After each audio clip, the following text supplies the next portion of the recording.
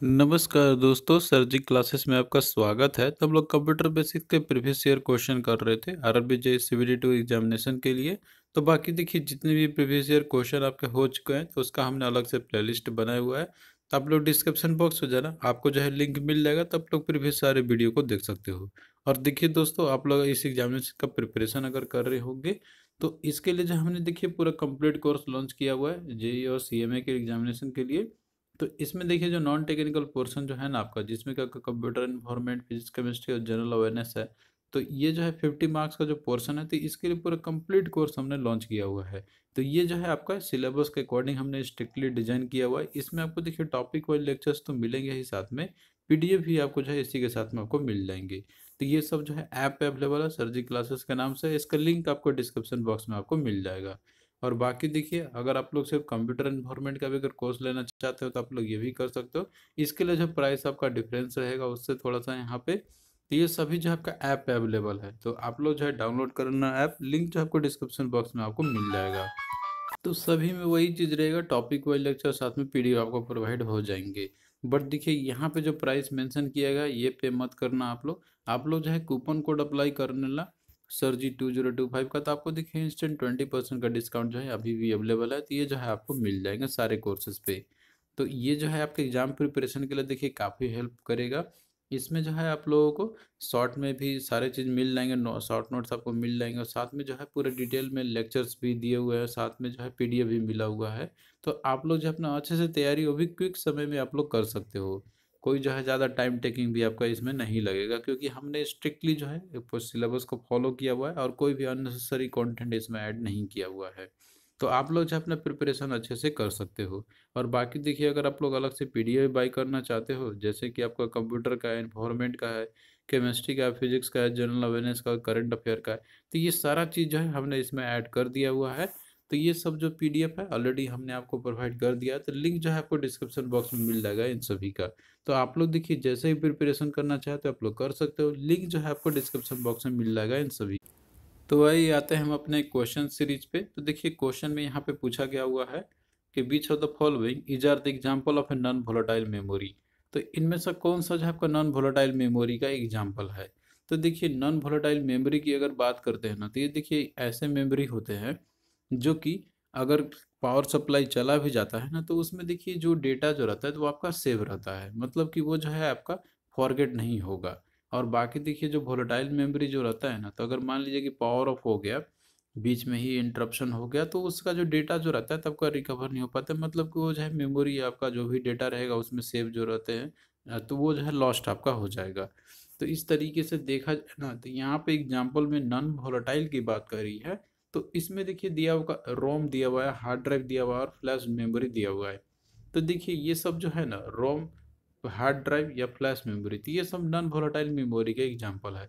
तो इस तरीके से ऑल द ऑप्शन यहाँ पे आपका जो है राइट आंसर इसका हो जाएगा, क्योंकि देखिए रोम में जो है ऑपरेटिंग सिस्टम के कुछ जो है उसके ड्राइवर जो रहते हैं तो वो सेव होते हैं, तो ये जाहिर सी बात है ये आपका सेव रहता ही है, पावर ऑफ हो जाए फिर भी रहता है। हार्ड ड्राइव तो देखिए ये तो परमानेंट मेमोरी आपका होता ही है, कि इसमें जो डेटा आपका एक बार सेव हो गया तो आप लोग जो है उसको रिट्रीव कर सकते हो, पावर ऑफ हो जाए तो भी आप रिट्रीव कर सकते हो। फ्लैश मेमोरी में आपका जैसे पेन ड्राइव ये सब वगैरह होते हैं, तो इसमें भी देखिए जो डेटा सेव रहता है आपका, तो आप जो है इसको रिकवर कर सकते हो। लेकिन देखिए नॉन वोलेटाइल यहाँ पे दिए तो है ही, लेकिन वोलेटाइल मेमोरी की अगर बात की जाए तो उसमें आपका जो रैम होता है, रैंडम एक्सेस मेमोरी, तो वो देखिए जब भी आपका पावर ऑन रहेगा उसी समय उसके डेटा रहेंगे वहाँ पे, और जैसे ही पावर ऑफ हो जाता है ना, तो वो सारा जो डेटा जो रहता है उसके अंदर वो आपका पूरा लॉस्ट हो जाता है। इसके अलावा कैश मेमोरी भी जो रहता है आपका, तो वो भी एक वोलेटाइल मेमोरी का ही कैटेगरी का एग्जांपल है। तो ये सारा चीज़ जो है आपको एक बार समझना होगा, ये सब जो है आपको इसके देखने को मिल जाएंगे। पूरा यहाँ पे कंप्लीट जो है डिटेल में हमने बताया हुआ है इन सब के बारे में। जैसे कि आपका सेकेंडरी मेमोरी है, तो सेकेंडरी मेमोरी में ये जितने भी आप देख रहे हो, हार्ड डिस्क हो गया, ऑप्टिकल डिस्क हो गया, तो ये सब जो है नॉन वोलेटाइल मेमोरी कैटेगरी के अंदर में आपके आते हैं। और बाकी जो है आपका रैम जो था, तो वो जो है आपका वोलेटाइल मेमोरी कैटेगरी के अंदर में आपका आता है। तो ये सब चीज़ जो है आपको पीडीएफ में मिल जाएंगे। और साथ में जो है कॉन्सेप्ट समझने के लिए आप लोग जो है कोर्स में आ सकते हो, वहाँ पे जो है आपको पूरे तरीके से समझ में आ जाएगा सारा कॉन्सेप्ट। अगला देखिए क्वेश्चन है आपका दिया हुआ है यहाँ पे कि which of the following has the smallest storage capacity. तो इनमें से किसका जो है स्मॉलेस्ट स्टोरेज कैपेसिटी आपका होता है। तो यहाँ पे देखो ऑप्शन में दिया हुआ है आपका CD, hard disk, zip disk और फ्लॉपी डिस्क यहाँ पे दिया हुआ है। तो देखिए इन सब का अगर आप लोग जैसे कंपोजिशन अगर जानते होंगे कि मेमोरी किसकी कितनी कैपेसिटी होती है, तो उसके आधार पे अगर आप लोग देखोगे ना, तो देखिए CD का और हार्ड डिस्क का, तो ये तो आपने देखा भी होगा इनका मेमोरी थोड़ा ज़्यादा रहता ही है। लेकिन यहाँ पे जिप डिस्क दिया हुआ है, फ्लॉपी डिस्क आपका दिया हुआ है। तो इन दोनों में से जो है जो डिस्क जो है ना आपका, तो इसका देखिए जिप डिस्क एक सिमिलर साइज फ्लॉपी डिस्क के जैसा ही आपका रहता है, लेकिन इसका जो है साइज बस एक थिकर रहता है। तो ये जो है आपका एक सुपर फ्लॉपी आप इसको बोल सकते हैं यहाँ पे। तो इसमें देखिए क्या होता है यहाँ पर कि इसमें जो है रीड राइट ऑपरेशन आप कर सकते हैं यहाँ पे। तो इस तरीके से इसकी डेटा ज़्यादा होता है। लेकिन देखिए यहाँ पे हम बात करते हैं फ्लॉपी डिस्क की ना, तो इसका जो है सबसे कम कैपेसिटी होती है, लगभग 2 या 4 MB इस तरीके से ही होती है। तो उस तरीके से देखा जाए यहाँ पे तो जिप डिस्क का ज़्यादा होगा as compare to floppy disk का। तो इस तरीके से डी यहाँ पे देखिए राइट आंसर इसका आपका हो जाएगा। तो जिप डिस्क का कैपेसिटी जो है वो आपका फ्लॉपी डिस्क से थोड़ा ज़्यादा होता है। तो आई होप कि अब ये चीज़ आपको क्लियरिटी हो गया होगा यहाँ पे।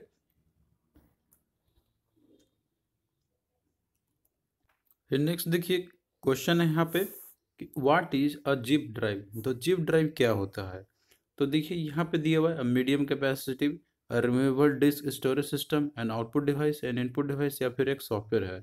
तो देखिए जिप ड्राइव जैसे कि आपका है, तो ये भी आपका एक स्टोरेज डिवाइस के अंदर कैटेगरी के अंदर में ही तो आएगा यहाँ पे। तो सिंपल सा यहाँ पे आपका हो जाएगा यहाँ पे that is medium capacity removable disk storage system. तो ऑप्शन ए देखिए यहाँ पे जो है करेक्ट आंसर इसका आपका हो जाएगा। तो जितने भी देखिए जो स्टोरेज डिवाइस आपको होते हैं, तो उन सब का यहाँ पे जो है आपको पूरे PDF के अंदर मिल जाएंगे आपको उसके रिगार्डिंग थ्योरी जो भी है।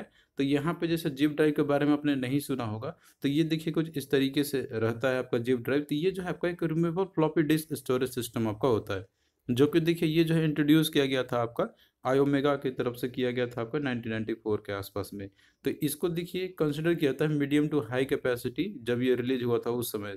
और इसकी अगर स्टोरेज की बात किया जाए ना, तो देखिए जिप डिस्क जो है, तो जब ये ओरिजिनली लॉन्च जब हुआ था ना, तो उसका देखिए जो कैपेसिटी था इसका इसका जो है 100 MB तक था। लेकिन बाद में जो इसका 250 MB तक भी आया था यहाँ पे, और फिर जो फाइनली 750 MB तक जो है इसका कैपेसिटी आया था।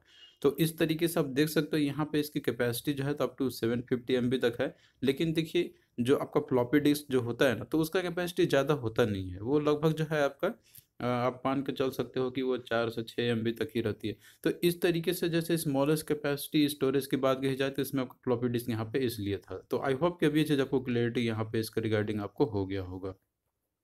नेक्स्ट देखिए क्वेश्चन है आपका यहाँ पे कि how do the hard disk record information.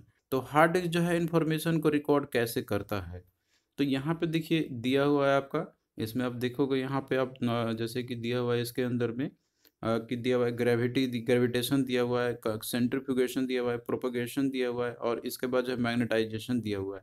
तो देखिए हार्ड डिस्क की अगर बात करते हैं ना, तो जो इसमें देखिए इन्फॉर्मेशन जो आपका रिकॉर्ड जो होता है ना, तो इसमें जो है आपका मैग्नेटाइजेशन जो प्रोसेस आपका होता है इसके अंदर में, मतलब कि इसमें जो है आप देखोगे इसका कॉन्फ़िगरेशन, मतलब कि जो इसका स्ट्रक्चर जो रहता है, तो इसमें जो है आपके मैग्नेटिक रहते हैं, कंपोनेंट लगे रहते हैं इसके अंदर में, रोटेटिंग डिस्क रहते हैं, और इसमें जो है आपका उसी के बेसिस पे जो है रिकॉर्डिंग आपका रहता है।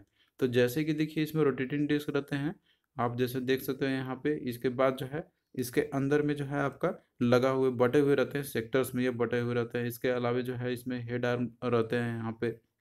तो इस तरीके से आप देखोगे तो ये प्रोसेस जो होता है ना रिकॉर्डिंग का, तो वह जो है आपका होता है आपका दैट इज मैग्नेटाइजेशन के बेसिस पे। तो इस तरीके से इसका स्ट्रक्चर देखते हुए जो है आप यहाँ पे बता सकते हो कि ये जो है आपका प्रोसेस जो होता है रिकॉर्डिंग का, तो वो होगा इसमें मैग्नेटाइजेशन से। नेक्स्ट देखिए क्वेश्चन आपका यहाँ पे दिया हुआ है कि 1 GB इज इक्वल टू। तो 1 GB जो है ये इक्वल टू कितना आपका होता है।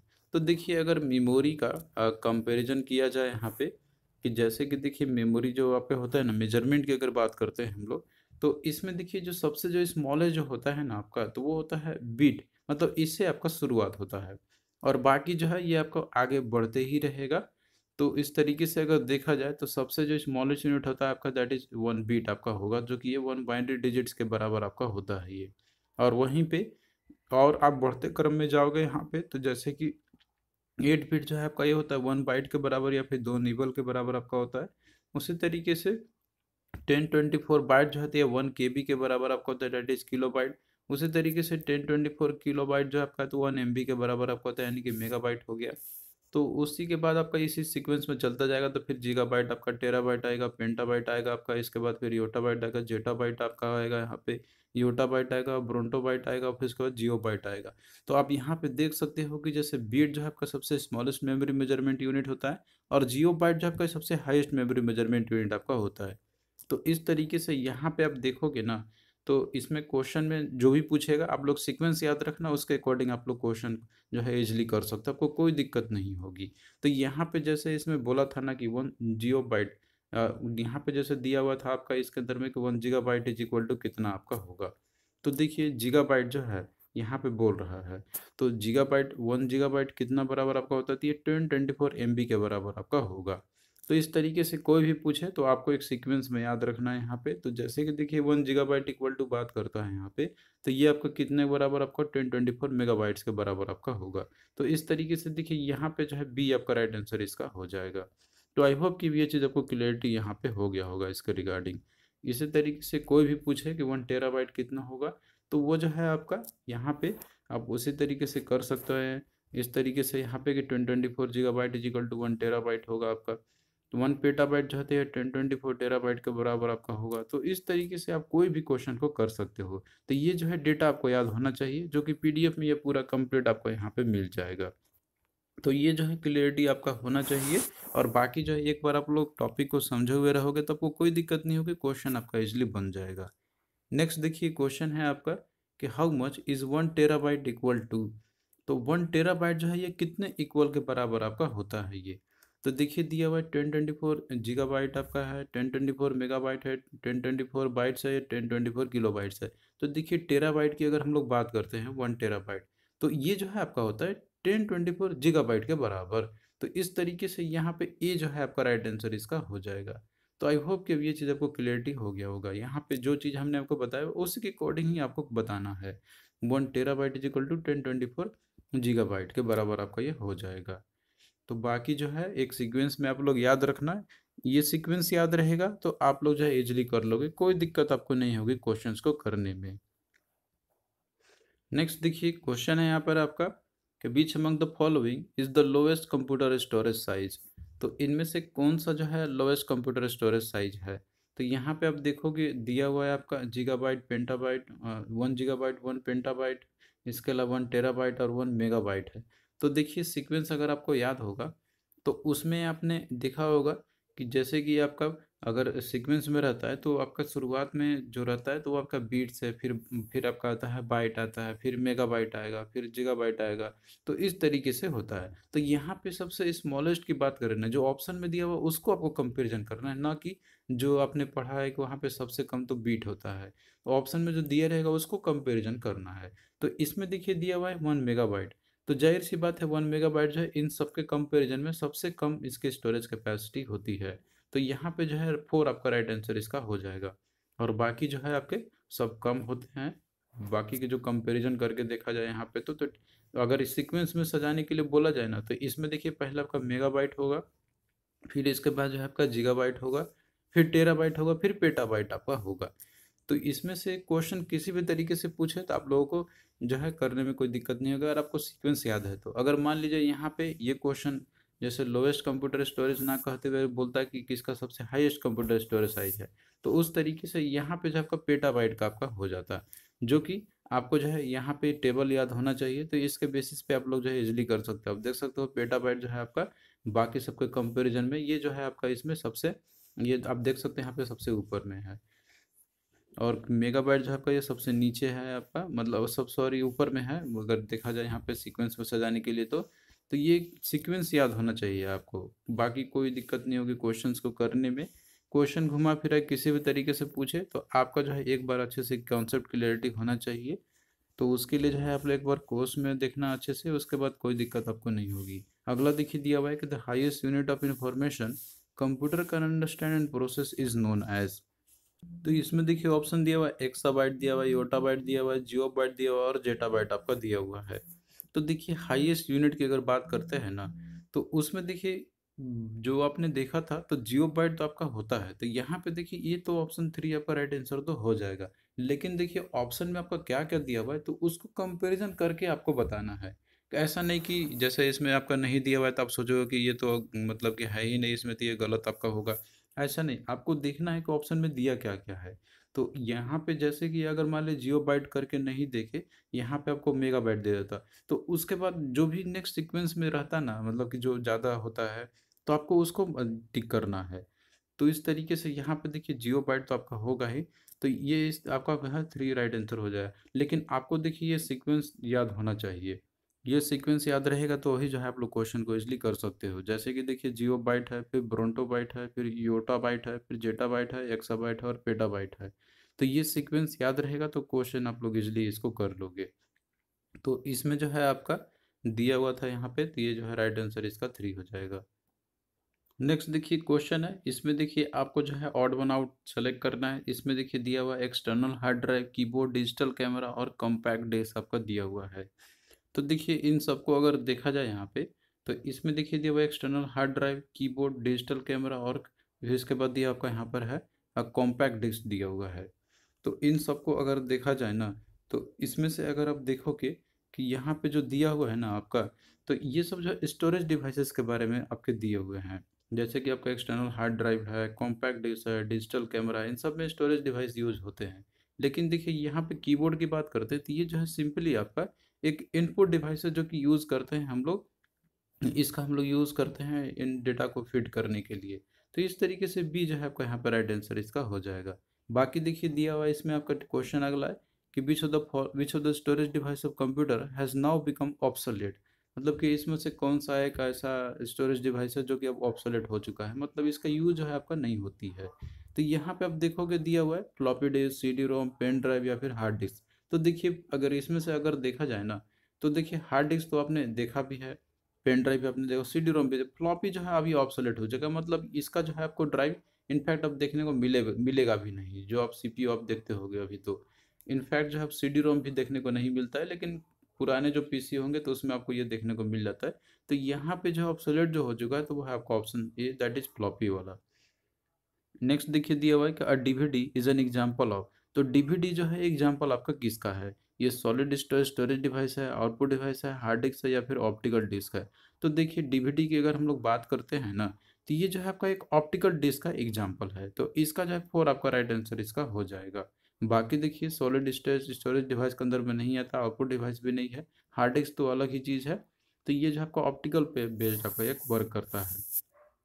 फिर अगला देखिए क्वेश्चन है आपका इसमें से जो दिया हुआ है, इसमें अब यहाँ पे देख सकते हो दिया हुआ है that is which of the following is not a storage device. तो इनमें से कौन सा जो है आपका एक स्टोरेज डिवाइस नहीं है?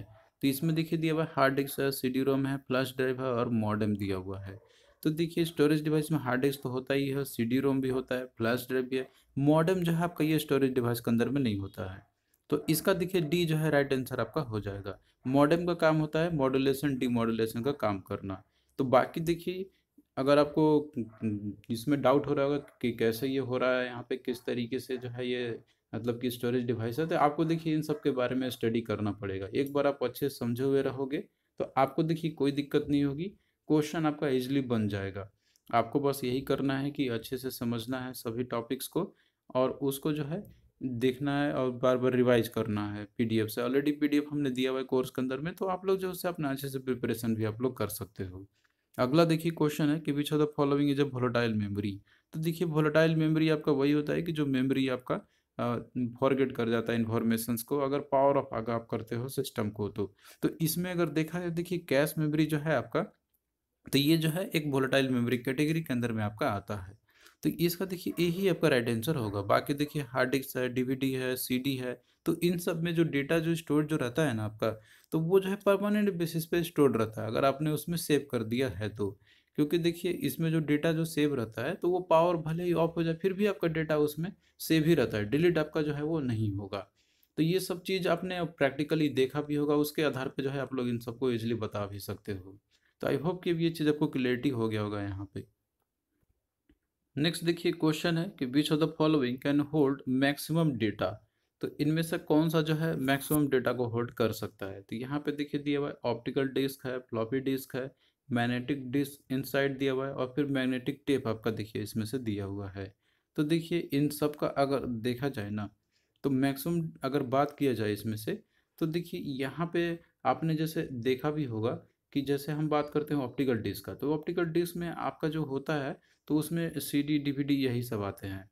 तो इनमें तो आपका रहता ही, लेकिन उतना ज़्यादा आपका कैपेसिटी नहीं रहती है। फिर इसके बाद देखिए फ्लॉपी डिस्क में तो बहुत ही कम होता है, मैग्नेटिक डिस्क इनसाइड में भी इसमें भी देखिए कम ही होते हैं। और बाकी देखिए जो मैग्नेटिक टेप जो होता है ना, तो इसकी जो स्टोरेज कैपेसिटी आपका जो होता है तो वो ज़्यादा होता है। तो इस तरीके से यहाँ पे देखिए 4 आपका जो है राइट आंसर हो जाएगा। इन सब का कैपेसिटी जो है आपका वो लगभग जीबी में होते हैं तो ज़्यादा ही रहता है यहाँ पे। तो इस तरीके से 4 आपका जो है राइट आंसर इसका हो जाएगा। फिर अगला देखिए यहाँ पे दिया हुआ है आपका, इसमें क्वेश्चन जो है आपका दिया हुआ है, आप देख सकते हो यहाँ पे कि the primary devices that the computer uses to store the information is. तो यहाँ पे प्राइमरी डिवाइस कौन सा है जो कि कंप्यूटर यूज करता है इंफॉर्मेशन को स्टोर करने के लिए?